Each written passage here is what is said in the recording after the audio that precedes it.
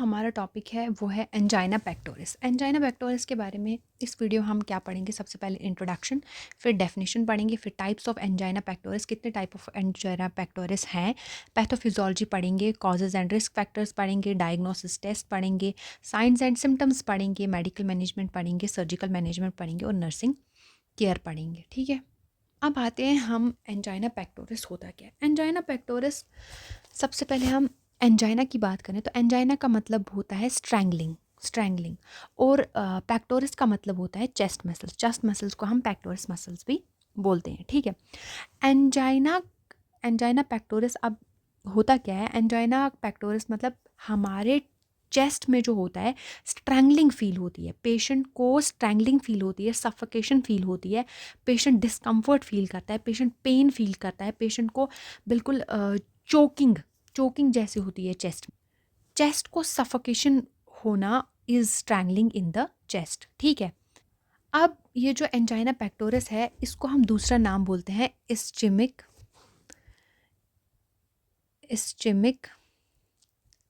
Chest pain. ठीक है, इसका जो दूसरा नाम है उसका नाम है इस्चेमिक चेस्ट पेन। अगर ब्लड सप्लाई किसी प्रॉपर ऑर्गन को नहीं मिल रही है तो उसको बोलते हैं इस्चेमिया। तो ऐसे ही इसमें क्या होता है एंजाइना पेक्टोरिस में, जो हार्ट की मसल्स होती हैं उनको प्रॉपर ब्लड सप्लाई नहीं मिलता। जब उनको प्रॉपर ब्लड सप्लाई नहीं मिलता जिसकी वजह से उनको प्रॉपर ऑक्सीजन नहीं मिलता, अब प्रॉपरली उनको ऑक्सीजन नहीं मिलता है तो उस कंडीशन में क्या हो जाता है, टिश्यू की डेथ स्टार्ट हो जाती है। क्योंकि ऑक्सीजन नहीं मिला, उसको न्यूट्रिशन वगैरह कुछ भी नहीं मिला, तो टिश्यू की जो होती है वो डेथ स्टार्ट हो जाती है। तो उसको क्या बोलते हैं, उसको बोलते हैं इस्कीमिया। अब उस इस्कीमिया की वजह से जो पेन हो रहा है चेस्ट में उसको बोलते हैं एंजाइना पेक्टोरिस। अब यहाँ पे जैसे हमने यही लिखा हुआ है कि एंजाइना पेक्टोरिस जो है एक टाइप ऑफ चेस्ट पेन है जो कि टेम्परेरी किसी की वजह से होता है। जब टेम्परेरी ऑक्सीजन नहीं मिलता है, किसको, हार्ट मसल्स को ऑक्सीजन नहीं मिलता है टेम्परेरी, तो इस कंडीशन को जो है ये सडन होती है और ये इस कंडीशन में इंटेंस पेन होती है, बहुत ही ज़बरदस्त पेन होती है सेंटर ऑफ चेस्ट में। और इसी को कहीं कहीं लोग इसको हार्ट अटैक समझ लेते हैं, लेकिन वो हार्ट अटैक नहीं होता है। Heart attack and chest pain are totally two different things. यहाँ पे हमने यही बोला कि डेफिनेशन में हम क्या लिखेंगे, एंजाइना पेक्टोरिस जो है एक क्लिनिकल सिंड्रोम है। एंजाइना पेक्टोरिस डिजीज़ नहीं है। एंजाइना पेक्टोरिस जो है वो सिम्टम है, किसी डिजीज़ को इंडिकेट कर रहा है, जिसमें क्या होता है, जिसमें पेन एंड प्रेशर फील होता है सेंटर ऑफ चेस्ट में। ठीक है, सेंटर ऑफ चेस्ट में पेशेंट को जो आएगा आपके पास वो सेंटर ऑफ चेस्ट में आपको बताएगा कि मुझे सेंटर ऑफ चेस्ट में पेन हो रहा है, प्रेशर फील हो रहा है, हैवीनेस फील हो रहा है। ठीक है, just behind the breast bone दिखाएगा वो आपको कि मुझे बिहाइंड द ब्रेस्ट बोन क्या हो रहा है, पेन और प्रेशर फील हो रहा है। अब ये जो एंजाइना पेक्टोरिस होता है ये एक चेस्ट पेन है या डिस्कम्फर्ट फील होता है पेशेंट को, कॉज्ड बाय, ये किसकी वजह से होता है, जब ब्लड फ्लो जो होता है हार्ट मसल्स में कम हो जाता है। ठीक है, हार्ट मसल्स में ब्लड फ्लो बिल्कुल कम हो रहा है क्योंकि नैरोड और ब्लॉक्ड कोरोनरी आर्टरी, ये जो हमारी कोरोनरी आर्टरी हैं जो हार्ट को सप्लाई करती हैं ब्लड, जो हार्ट को न्यूट्रिएंट सप्लाई करती हैं, ऑक्सीजन सप्लाई करती हैं, जो आर्टरीज, उनमें क्या हो गया है, उनमें ब्लॉकेज हो गया है। जैसे ये जो है ये एक कोरोनरी आर्टरी मैं दिखाऊंगी इधर, तो इसमें क्या हो गया है, इसमें प्लेग एक्यूमुलेशन हो गई है। ठीक है, फैट की एक्यूमुलेशन हो गई है। फैट की जब एक्यूमुलेशन हो गई है जिसकी वजह से ये आर्टरी जो है या कंप्लीटली ब्लॉक हो गई है या फिर पार्शली ब्लॉक हो गई है, तो जिसकी वजह से फ्लो ऑफ ब्लड अच्छे से प्रॉपरली नहीं हो रहा है, रिड्यूस्ड फ्लो ऑफ ब्लड है ना, फ्लो ऑफ ब्लड जो है वो कम हो रहा है। क्यों? क्योंकि कोरोनरी आर्टरी जो है उसमें क्या हो गया, ब्लॉकेज हो गया है, वो नैरो हो गई, उसका ल्यूमेन जो है, उसकी स्पेस जो है वो कम हो गई है।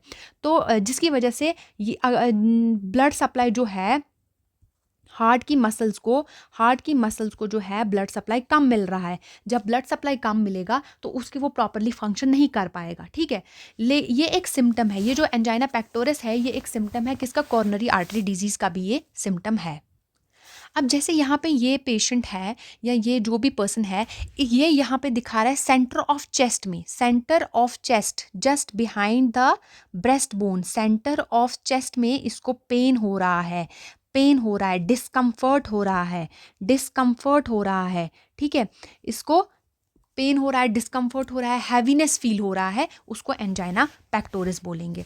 जैसे ये जो हमारे पास यहाँ पे हार्ट है, तो ये जो होती हैं ये कॉर्नरी आर्टरीज होती हैं और ये इनकी ब्रांचेस है। कॉर्नरी आर्टरीज वो आर्टरीज है जो सप्लाई करती हैं ऑक्सीजन, न्यूट्रेंट्स, ब्लड किसको, हार्ट की मसल्स को। ये कॉर्नरी आर्टरीज हैं और ये इनकी ब्रांचेस हैं। अब ये जो है ये हार्ट की मसल्स हैं, है ना, ये हार्ट की मसल्स हैं।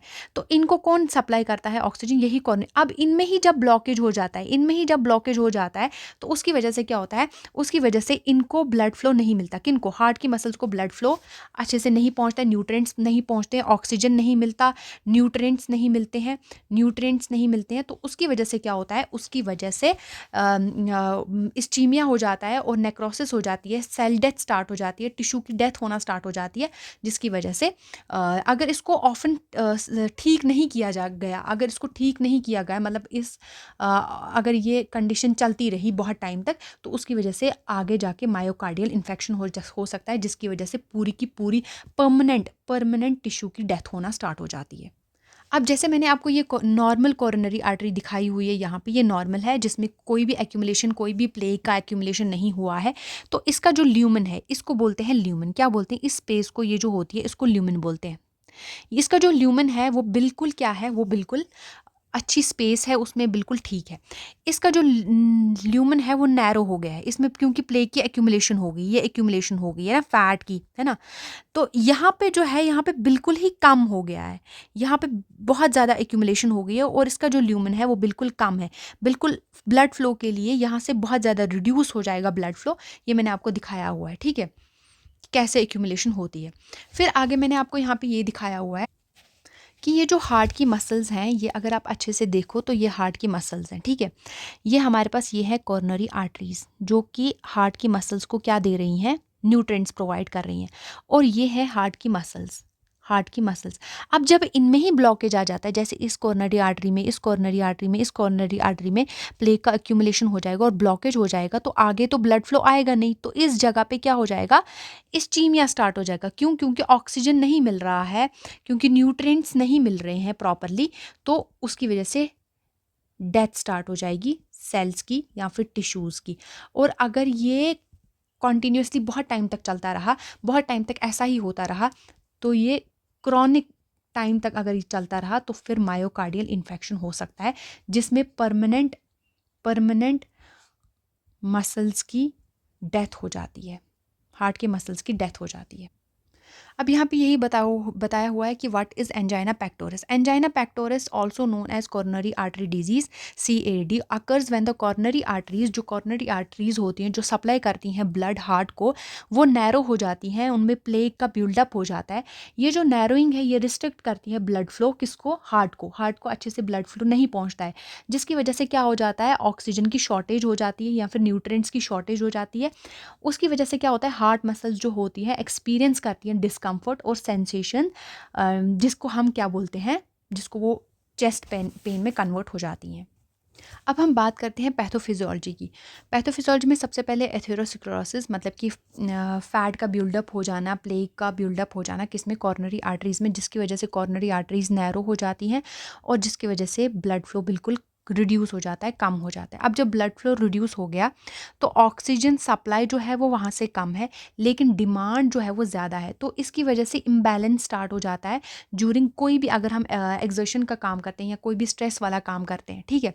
मायोकार्डियल इस्चीमिया मतलब मायोकार्डियम की जो मसल्स हैं, हार्ट की जो मसल्स हैं, जब उनको ऑक्सीजन कम मिलना स्टार्ट हो जाता है, जो मायोकार्डियल इस्चीमिया हो जाता है, लेड्स टू एनारोबिक मेटाबॉलिज्म, उसकी वजह से एनारोबिक मेटाबॉलिज्म स्टार्ट हो जाता है, जिसकी वजह से एनारोबिक मेटाबॉलिज्म का जो लास्ट वाला प्रोडक्ट है, वो जो प्रोडक्ट रिलीज़ करता है उसको, वो प्रोडक्ट है लैक्टिक एसिड। जब वो लैक्टिक एसिड रिलीज़ करता है और जिसकी वजह से चेस्ट में पेन स्टार्ट हो जाती है, ठीक है। अगर ये प्रोलॉन्ग्ड इस्चीमिया रहा, प्रोलॉन्ग मतलब बहुत टाइम तक जो हार्ट की मसल्स हैं उनमें ऑक्सीजन की कमी रही, ऑक्सीजन उनको अच्छे से नहीं मिल रहा है, न्यूट्रिएंट्स नहीं मिल रहे हैं, तो उसकी वजह से मायोकार्डियल इन्फेक्शन हो जाता है, जिसकी वजह से परमानेंट टिश्यूज़ की डेथ हो जाती है।